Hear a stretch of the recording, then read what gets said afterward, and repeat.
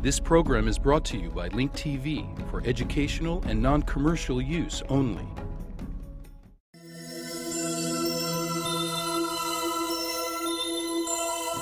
Mosaic, a daily news program from Link TV, presents a selection of news reports from independent and state-controlled broadcasters from throughout the Middle East.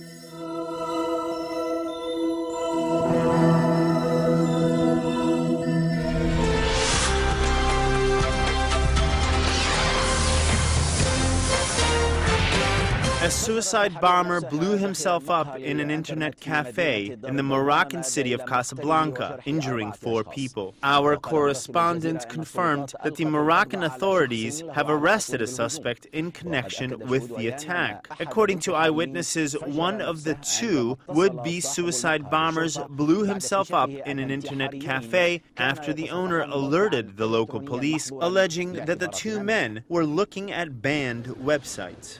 The Moroccan city of Casablanca is once again haunted by bomb attacks. Close to 10 p.m. last Sunday, the residents in the Sidi Moumen neighborhood were awakened by a large sound of an explosion that took place in an internet cafe, killing a suicide bomber and injuring 4 people.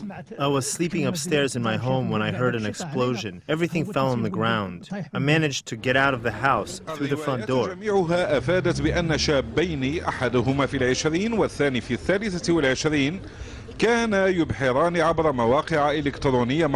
The explosion took place after the owner of an internet cafe closed the door and called the police when he noticed 2 suspects, one is a 20-year-old and the other 25-year-old, were surfing a banned website. One of the suspects blew himself up and died instantly. The second suspect, who sustained injuries and fled the scene leaving behind his explosive build, was later arrested and brought to a local hospital, where 3 other injured people had received medical attention. A security source confirmed that the 2 suspects were trying to make contact with a third party believed to be the one orchestrating the attack, and that the internet cafe might not have been the target. The incident brings to mind the May 16, 2003 Casablanca bomb attacks.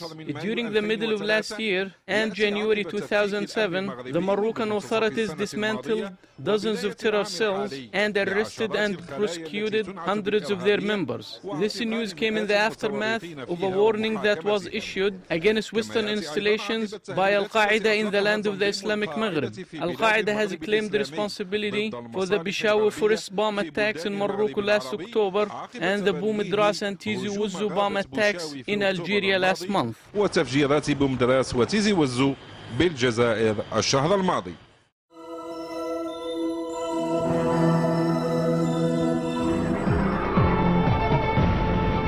بعثة المراقبة الأوروبية أن حارسا قتل الليلة الماضية في مدينة كهيدي. A European monitoring spokesman said that yesterday evening, a guard was killed in the city of Kahyadi in southern Mauritania when an armed man shot at a vote counting center during the presidential elections. 2/3 of the election results have been released, indicating that 2 top candidates will most likely win the elections, Ahmed Oud Daddah and Sidi Oud Sheikh Abdullahi. They received 22% and 19% of the votes. If these results are validated, a second round of runoff elections must be scheduled on March 25th. تنظم دورة ثانية في 25 من الشهر الحالي.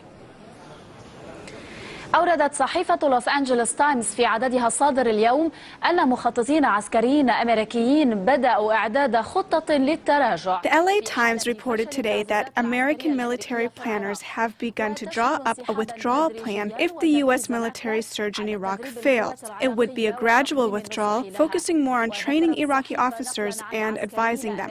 Quoting U.S. military officials and Defense Department advisors, the newspaper reported that the plan is based on the U.S. experience in El Salvador during the 1980s. It is still in its first stage. The newspaper stated that this withdrawal plan would be implemented if the U.S. President George Bush's plan to send nearly 26,000 additional troops to Iraq fails to achieve stability there. إذا فشلت في تحقيق الاستقرار هناك. General Qasim Ma'ata, the spokesman for the Baghdad security plan, said that the Iraqi security agency found a large amount of weapons and ammunition which was intended to be used against citizens in Karbala while they were carrying out their religious rituals. In a press conference in Baghdad, Atta said that a tremendous amount of effort was being exerted on all fronts in order to carry out the Baghdad security plan. For his part, General William Caldwell, a spokesman for the coalition forces in Iraq, said the results of the security plan in Baghdad will not be seen for a number of months. General Petraeus noted in his press conference on Thursday. General Petraeus noted in his press conference on Thursday that the effort to improve security in Iraq will take time and determination. The effects of Operation Enforcing the Law will not be seen in days or weeks, but rather in months. One reason we must be patient is that it will take several months to employ all the initial coalition forces required to fully implement Operation Enforcing the Law. 2 of the 5 additional U.S. brigades have arrived and are currently operating in Baghdad. The 3rd one is beginning to arrive in Kuwait at this time, but the buildup will continue through the spring.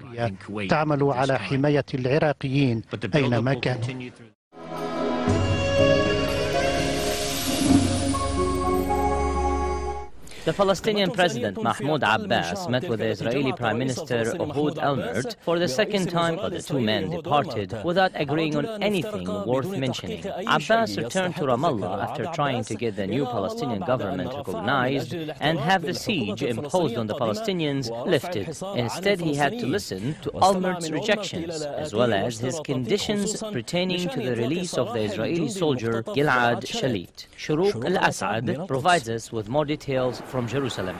The Palestinian president continues to respond to American pressure by meeting with Olmert because he wants to keep the door open for negotiations. On the road from Ramallah to Jerusalem, one can see the main contested issues that are awaiting a final political settlement.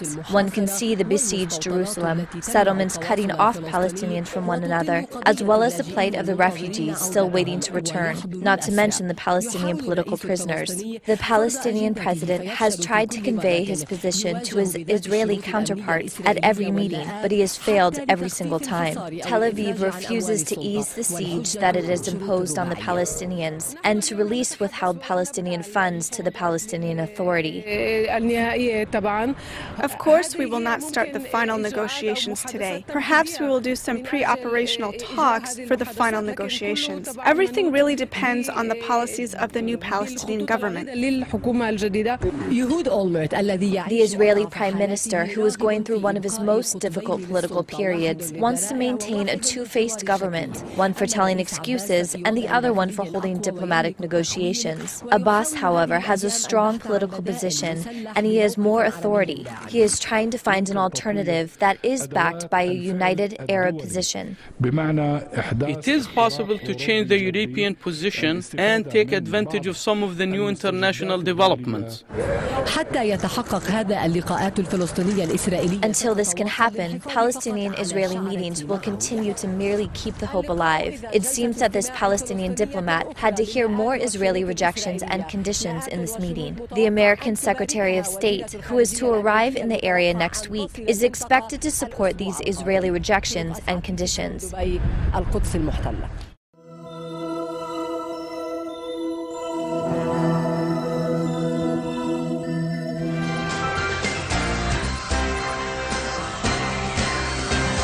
hours of talks in Jerusalem late yesterday, Prime Minister Ehud Olmert and Palestinian Authority Chairman Mahmoud Abbas agreed that the Saudi initiative could serve as a basis for peace talks.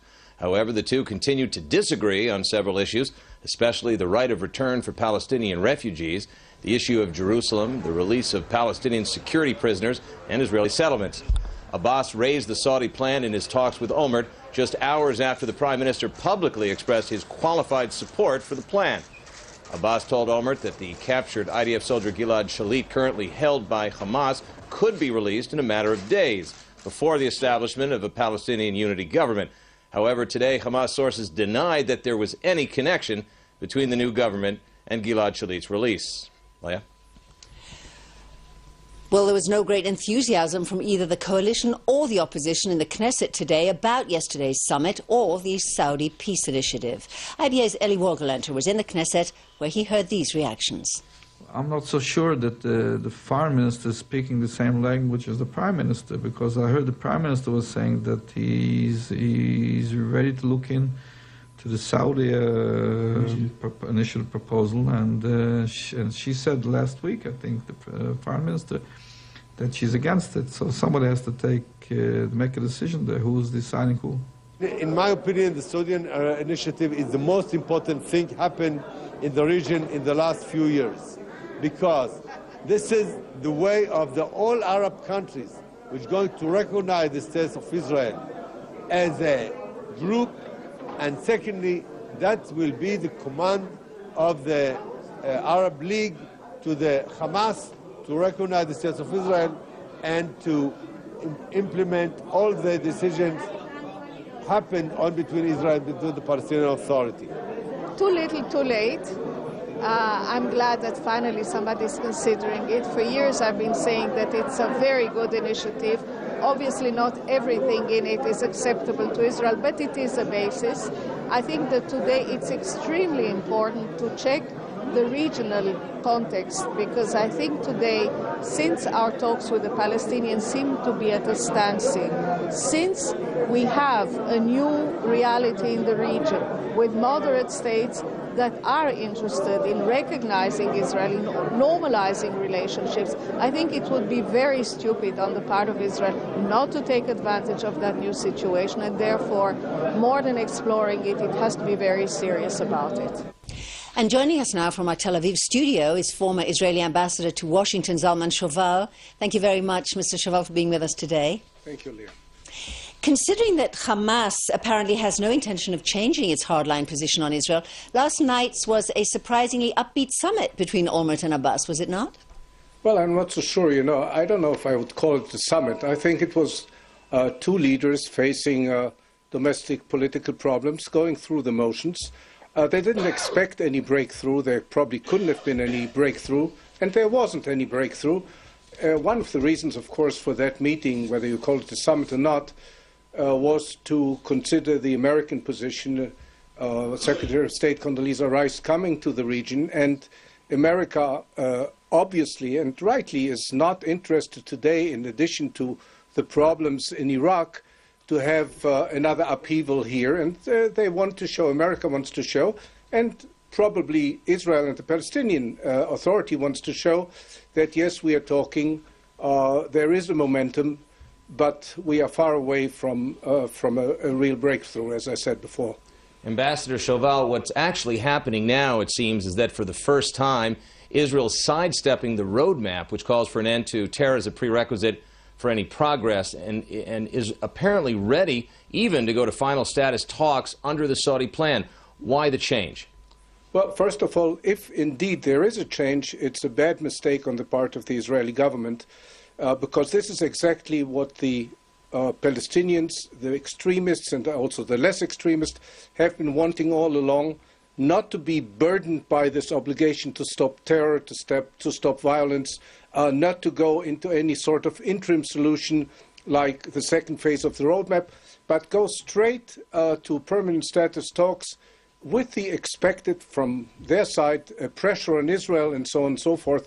So if Israel agrees to that, and I'm not sure that the Israeli government does, there are all sorts of different views about that, it would be a mistake. The Saudi, so-called Saudi initiative, or the Arab Peace Initiative, in its present form, and I'm repeating, in its present form, is a recipe for the destruction of the State of Israel. Because of the right of return for the Palestinian refugees? For two reasons. First of all, the right of return. When the plan says UN General Assembly Resolution 194, it is the right of return by another way, by another formulation. And we saw today in one of the papers in the Jerusalem Post, an Arab unnamed diplomat saying, first Israel should agree to put its hand on the scaffold, his head on the scaffold, agree to the right of return, then we'll negotiate the details, which of course, should it be a rope or should it be an axe? The second reason is that Israel cannot accept the matter of returning, so-called returning to the Green Line, the 4th of June 1967 border with regards to Syria and the Green Line with regards to Palestinians as a precondition. Israel has always said, look, once we meet, everybody can put all its demands on the table. Everything is negotiable. And that's the essence of Security Council Resolution 242. But this Palestinian, or the Arab Peace Initiative says, no, first Israel has to agree to go back to the 67 lines and also to agree to the 194 resolution on refugees. Right. Then we'll talk to them. I understand. Well, you certainly outlined the dangers awaiting us very clearly. Thank you very much, Ambassador Zalman Shoval, for being our guest this evening. Thank you.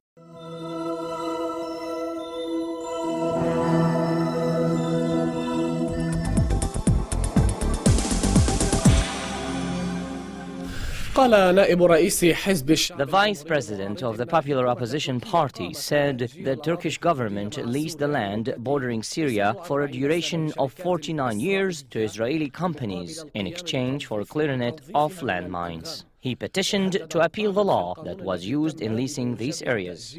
Meanwhile, the ruling Reform and Justice Party considered it illegal for all participating companies to place beds on Turkish projects as long as they meet lawful conditions.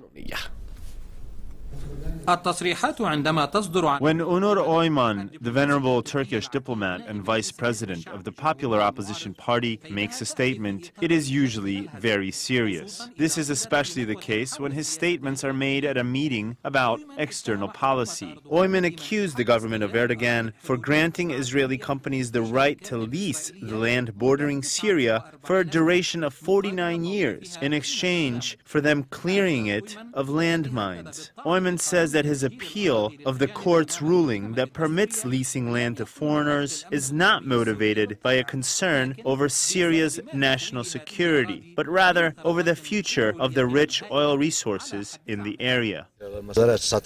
We know that southeast Turkey and the area bordering Syria has landmines, but we refuse Israel's intervention. The area is full of oil, and our company has the expertise to do the job. If the government does not change its decision, we will appeal to the Constitutional Court. The ruling Reform and Justice Party dismissed the importance of Oyman's statements, and in a special interview on Al-Alam, one of their representatives said that the bidding on the land was done legally and was not aimed against anyone. Clearing landmines should be carried out by the country or through bids that involve foreign companies, including Israeli companies. The outcome of these bids is not apparent yet, which makes the accusations against us premature. The rejection by the Popular Opposition Party in Parliament to grant Israeli companies this right is based on the national security issues for Turkey and its neighboring countries. We have to take into account the sensitive political situations of neighboring countries in regards to the clearing of landmines. It is illogical to grant Israel this right with the existence of Turkish companies that are capable of removing landmines without causing a future crisis with Syria. We should take into consideration the fact that Israel will be able to exploit Turkish lands for about half a century, while Turkish companies could be doing the same job in this sensitive area of the Al-Ghab project, where the rivers of the Tigris and the Euphrates originate.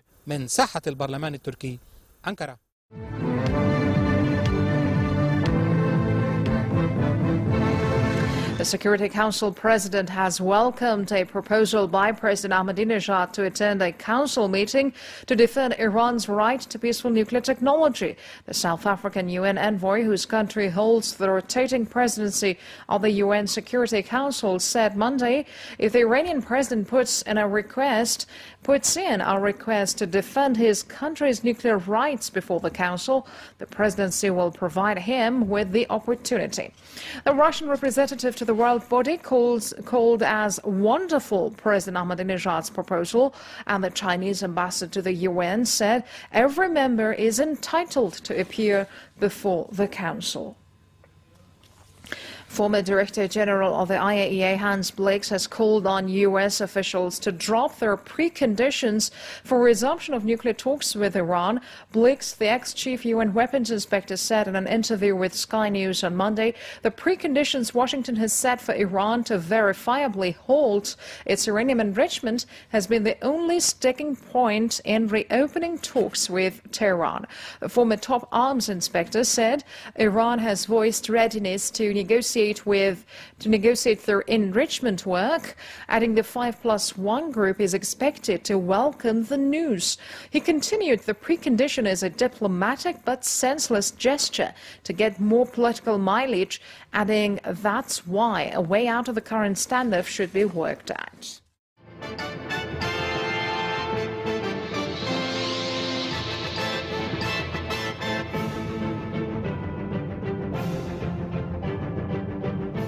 در مراسم آغاز بهره برداری از طرح متانول پتروشیمی زاگرس در منطقه During the opening ceremony of Zagros petrochemical plant for methanol in the province of Asaloya, the president declared that the Islamic Republic has been blessed with self-esteem and a flourishing oil industry. رئیس جمهور در مراسم بهره برداری طرح پتروشیمی زاگرس متانول چهارم با اشاره به ظرفیت بالای کشور و منابع President Mahmoud Ahmadinejad alluded to the country's strength both in human resources and economically, while declaring that in the next 20 years Iran will lead the way in research and discovery of oil in the world. He said that through industry the country will be able to show its strength, adding that Iran is also ready to cooperate with other countries to further develop the petroleum industry. با دیگر کشورها پشتیبانی می‌کند و باید این هدف زودتر از برنامه افق 20 ساله صورت گیرد. شما اینو که برپا کردید دیگه 100 تا مثل اینا میتونید برپا کنید. As long as you are able to develop this energy, you will be able to develop thousands of others, not only here, but in so many places around the world. This will create opportunities not only to our government, but also to our people as well. Regarding my recent travels, the heads of states have asked me officially to visit them to take part in talks about their oil industries. The Zagros petrochemical plant for methanol produces 1,650,000 tons each year. Taking all this into account, the fourth methanol project will be investing in a $220 million building located on 15 hectares to further increase production levels. Furthermore, 284 people will be employed as soon as the project is completed. By expanding this plant and growing this project, shares of fourth methanol would rise from 1.5% to 9.15%. This report was brought to you from Salihiyya.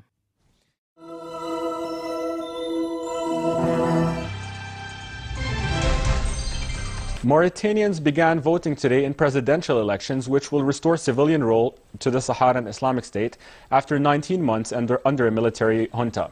Voters and international observers hope the poll can establish a pluralist civilian democracy in the largely desert former French colony, which has experienced coups and years of authoritarian rule since independence in 1960.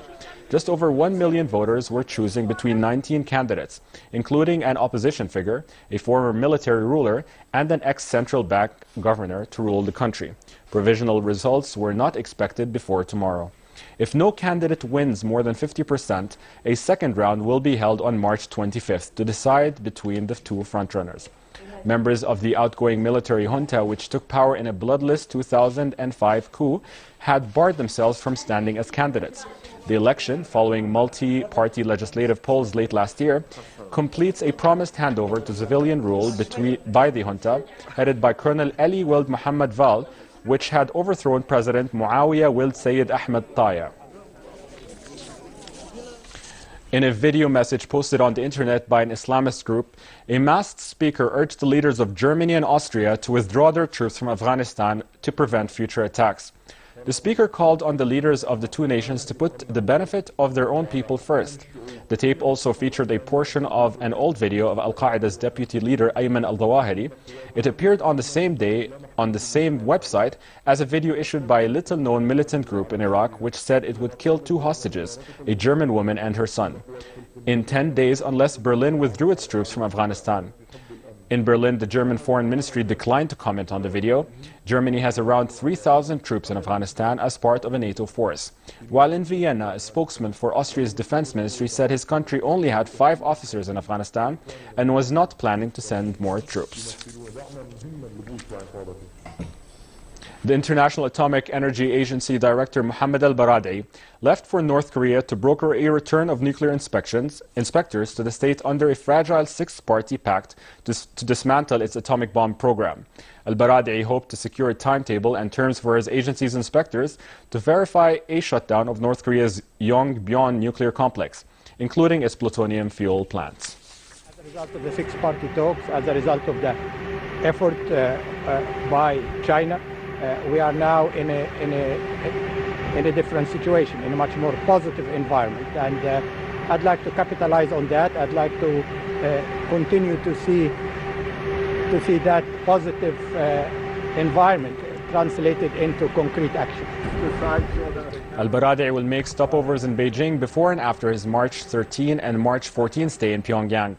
Diplomats say there is no assurance he will finalize details of fresh inspections. A senior European diplomat, however, noted Pyongyang's invitation to al-Baradei lacked specifics of what was expected to be addressed. After inspectors seal Yongbyon, Pyongyang is supposed to furnish a full list of its nuclear programs, including its plutonium stockpile, and disable all other atomic infrastructure.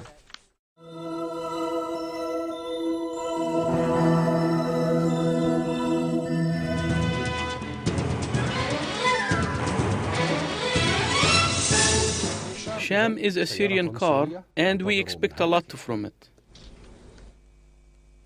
Syria has joined the group of car manufacturing countries. Sham is a Syrian car that is produced by the Syrian-Iranian company Siamco. The Syrian government provides 60% of the capital of the private company Siamco, while the rest is being provided by the Iranian company Khodro. Syrian officials view this step as strengthening future and historical links and creating complementary production facilities, employing tens of thousands of people, and giving it a qualitative edge in price and quality.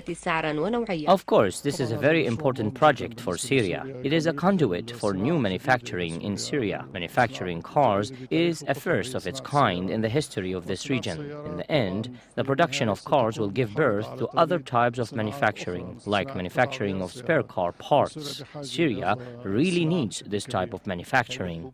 Cooperation between Syria and Iran is really good. Iran provides 40% of the capital for the company. Syria provides 60%. This excellent cooperation has contributed to the success of the factory. A Sham car enjoys the following features: dual compression engine with 1.6 liter or 1.8 liter. The car weighs 1,200 kilograms, tinted windows, power steering, electric windows and mirrors, an alert sound system in Arabic, and air conditioning, central lock system and controls. The rear seats open to the trunk. It uses 20 liters of gasoline for every 150 kilometers. The company has ambitions to open another plant if there is high demand. In addition, the current plant produces on average 40 cars a day and 10,000 cars annually. The car will be competitive. The market is open to everyone. God willing, we are able to compete in our Syrian market, and we are even looking outside the Syrian market. Next April, the Syrian citizen will be able to buy the Sham car. Its announced price will be very competitive, and it will have technical advantages over its competitors in the market. The views expressed on Mosaic are those of the participating broadcasters, not Link TV or its sponsors. Please visit linktv.org/Mosaic for more information about these broadcasters, or to view previous Mosaic programs, obtain program transcripts, or receive the weekly Mosaic Intelligence Report. Mosaic is made possible by a grant from the William and Flora Hewlett Foundation. Additional support is provided by the Firedoll Foundation, the Otto Haas Charitable Trust, and by committed Link TV viewers like you. If you value this program, please send your tax-deductible contribution to Link TV, either through the website or the mailing address listed on your screen.